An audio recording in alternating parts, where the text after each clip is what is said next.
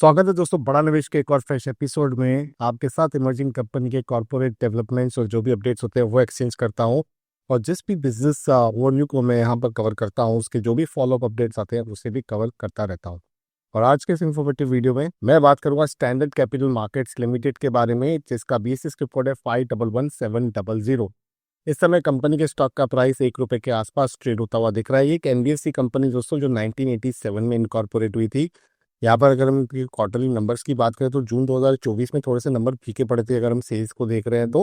हालांकि year on year basis पे वो काफ़ी अच्छे थे, लेकिन क्वार्टर ऑन क्वार्टर बेसिस पे थोड़ा सा डिप यहाँ पर देखने के लिए मिला था। नेट प्रॉफिट की बात करें तो वहाँ पर भी हमें ईयर ऑन ईयर बेसिस और क्वार्टर ऑन क्वार्टर बेसिस पे डिप देखने के लिए मिला था, जिसके चलते शॉर्ट टाइम फ्रेम पे अगर आप देखोगे तो आपको स्टॉक में थोड़ी कितनी करेक्शन देखने के लिए मिल रही होगी। लेकिन एक एनबीएफसी दोस्तों जो यहाँ पर पैसे उठाते हैं और उसके बाद आगे लोन पे देते हैं और पैसे कमाते हैं ब्याज के रूप में, उनके लिए सबसे इंपॉर्टेंट चीज होती है कैपिटल। और यहाँ पर एक बड़ा अपडेट निकल कर आ रहा है इसी के रिलेटेड। आप ये देख पा रहे हो, बहुत ही रीसेंट अपडेट आया हुआ है। इस पीडीएफ को मैं कर देता हूँ बड़ा, जो 12 नवंबर 2024 का, तो एकदम लेटेस्ट अपडेट आपको देखने के लिए मिल रहा है।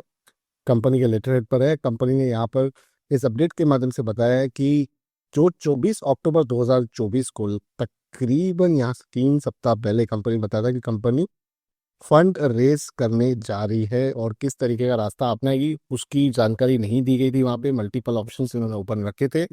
अब यहाँ पर इस डॉक्यूमेंट में मैं बता दिया कि ये एनसीडीज के जरिए जो प्राइवेट प्लेसमेंट के थ्रू होगी और एज पर रेगुलेशन ही ये सारी चीज़ें होती है, उसके थ्रू ये लोग फंड रेस करेंगे। और यहाँ पर जो मीटिंग इनकी कमेंस हुई है, यानी कि कंक्लूड हुई है 12 नवंबर 2024 को 4:30 बजे से लेकर 5:30 के बीच में ये मीटिंग हुई है बोर्ड ऑफ डायरेक्टर्स की। वहाँ पर इन्होंने 6,000 अनरेटेड अनलिस्टेड सिक्योर्ड एनसीटीज, इनकी 1 लाख रुपए की फेस वैल्यू है।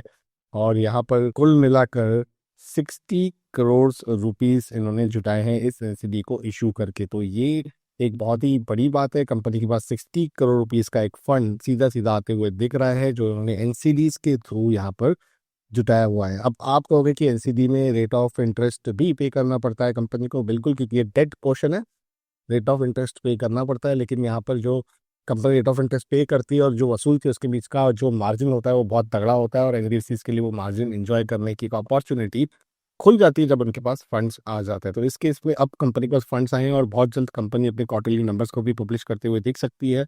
उसमें भी हमें देखना पड़ेगा कि किस प्रकार के नंबर्स आ रहे हैं, रेवेन्यू का, नेट प्रॉफिट, उसकी भी जानकारी आपको बड़ा निवेश यूट्यूब चैनल के माध्यम से प्राप्त हो जाएगी। जिसके लिए आप चैनल को सब्सक्राइब करें, बेल आइकन को दबाएं। इस वीडियो को किसी प्रकार की बाय सेल रिकमेंडेशन ना समझे। किसी भी निवेश का फैसला केवल और केवल अपने रजिस्टर्ड इन्वेस्टमेंट एडवाइजर के सलाह से ही लीजिएगा।